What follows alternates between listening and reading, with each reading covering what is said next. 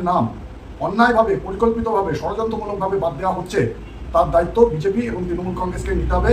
আমাদের পার্টির বক্তব্য, কোনো মানুষের বৈধ ভোটারের নাম এ রাজ্যের মাটি থেকে বাদ দেওয়ার যে অপপ্রচেষ্টা চলছে, তার বিরুদ্ধে আমাদের পার্টি সর্বতভাবে মানুষকে নিয়ে আমরা লড়াই করে তুলব।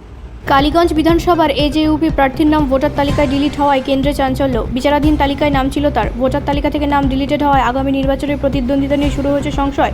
29 মার্চ সাপ্লিমেন্টারি ভোটার তালিকা থেকে নাম বাদ গেলেও কালীগঞ্জ বিধানসভার এজেইউপি প্রার্থী কেশবউদ্দিন শেখের কালীগঞ্জ বিধানসভার প্রার্থীর নাম ভোটার তালিকা থেকে ডিলিট হয়ে যাওয়ায় স্বাভাবিকভাবেই নির্বাচনের প্রার্থী হওয়াকে নিয়ে শুরু হয়েছে সংশয়। তার নামে লেখা হয়েছে দেওয়াল, তিনি নির্বাচনী প্রচারেও যাচ্ছেন, অথচ অনিশ্চিত তার প্রার্থী হওয়া। এ বিষয়ে প্রার্থী কেশবউদ্দিন শেখ জানান, তার নাম ভুল ছিল। তিনি যখন স্কুলে পড়াশোনা করেছিলেন তখন ছিল একটি নাম, আর এখন সেই নাম পরিবর্তন করা হয়েছে কেশবউদ্দিন শেখ। 2002 সালে ভোটার তালিকায় তার নাম ছিল, সেই নামের সঙ্গে এখনকার নামের পার্থক্য ছিল। তার নাম বাদ যাওয়াকে কেন্দ্র করে শুরু হয়েছে রাজনৈতিক বিতর্ক। যদিও বিজেপির সাংসদ জগন্নাথ সরকারের দাবি, নির্বাচন কমিশন তদন্ত করে দেখুক যে তিনি যদি ভারতীয় নাগরিক হন তাহলে তার নাম ভোটার তালিকায় সংযোজন করা হোক, আর ভারতীয় না হলে তাকে ডিটেনশন ক্যাম্পে পাঠানোর ব্যবস্থা করা হোক। কালীগঞ্জে জনতা উন্নয়ন পার্টির ঘোষিত প্রার্থী কেশবউদ্দিন সাহেবের নাম ভোটার তালিকায় এখন ডিলিট দেখাচ্ছে। তিনি আন্ডার জুরিডিকশনে ছিলেন। আসলে কেশবউদ্দিন সাহেব যেহেতু কালীগঞ্জের প্রার্থী হয়েছে জনতা উন্নয়ন পার্টি, সেহেতু তারটা মানুষের চোখের সামনে আসছে। কিন্তু শুধু কেশবউদ্দিন সাহেবই নয়, আমাদের নদিয়া জেলার উত্তরাংশে বিধানসভাগুলিতে সংখ্যালঘু সম্প্রদায়ের নাম পরিকল্পিতভাবে আরএসএস, বিজেপি, তৃণমূল তাদের যে যৌথ চক্রান্ত, সেই চক্রান্তের কারণে আমাদের জেলার উত্তর দিকে সংখ্যালঘু মানুষের নাম বাদ যাচ্ছে। আজকে সকাল পর্যন্ত আমি যা দেখেছি তাতে আন্ডার জুরিডিকশনে থাকা 90% সংখ্যালঘু মানুষের নামই বাদ গেছে।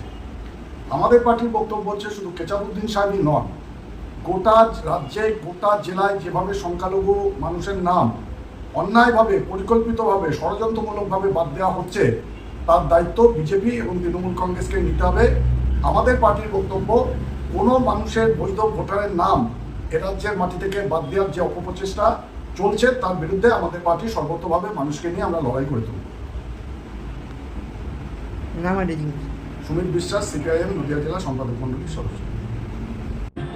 দেখুন, এটা নিয়ে বলার কিছু নেই, তার কারণ যিনি তার ভোটার লিস্টের নাম ঠিক রাখতে পারেন না, তাহলে এরকম একজন অপদার্থ মানুষকে আজকে হুমায়ুন কবির তাকে প্রার্থী করেছেন।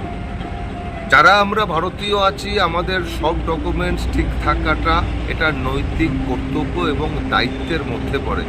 যারা নিজেদের কাগজপত্র সংরক্ষিত করতে পারে না, যাদের কাগজপত্র ঠিক রাখতে পারে না, তাদের সম্পর্কে বলাটা মানে বৃথা হয়ে যাচ্ছে।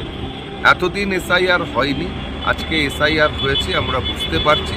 হ্যাঁ, এরকম ইচ্ছাকৃতভাবে তৃণমূল কংগ্রেস তাদের বিভিন্ন রাজ্য সরকারি কর্মচারী, বিডিও, এসডিও যারা আছে, যারা নির্বাচনের এই প্রক্রিয়ার সাথে যারা যুক্ত, তাদেরকে দিয়ে মমতা ব্যানার্জি এবং তার ভাইপো অভিষেক ব্যানার্জি আজকে বিভিন্নভাবে সাধারণ মানুষ যারা ভারতীয় আছেন, সে হিন্দু হোক, মুসলমান হোক, খ্রিস্টান হোক, জৈন হোক, পার্সি হোক, তাদের বিভিন্নভাবে নাম কেটে দেওয়ার একটা গভীর চক্রান্ত করেছে। বহু মানুষের নাম কেটে দিয়ে একটা অরাজক পরিস্থিতি তৈরি করেছে তৃণমূল কংগ্রেস। হয়তো এরকমই কিছু করতে গিয়ে আজকে তাদের নাম কাটা গেছে।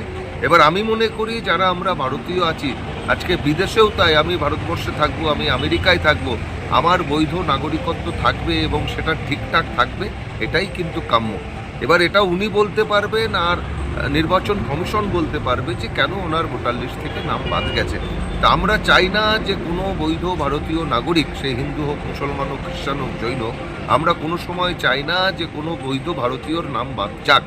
আমরা চাই হচ্ছে অবাঞ্ছিতভাবে অনুপ্রবেশকারী যারা রয়েছে তাদের নাম ভারতীয় ভোটার লিস্টে রয়েছে, আমরা চাই তাদের নাম ভারতীয় ভোটার লিস্ট থেকে বাদ যাক। এবার কেন নাম কাটা গেছে তিনি বলতে পারবেন, আর নির্বাচন কমিশন বলতে পারবেন। সন্দীপ মজুমদার, মিডিয়া কনভেনার, নদিয়া জেলা উত্তর নদী জনতা পার্টি। ব্যুরো রিপোর্ট, রাষ্ট্রীয় প্রসার বাংলা।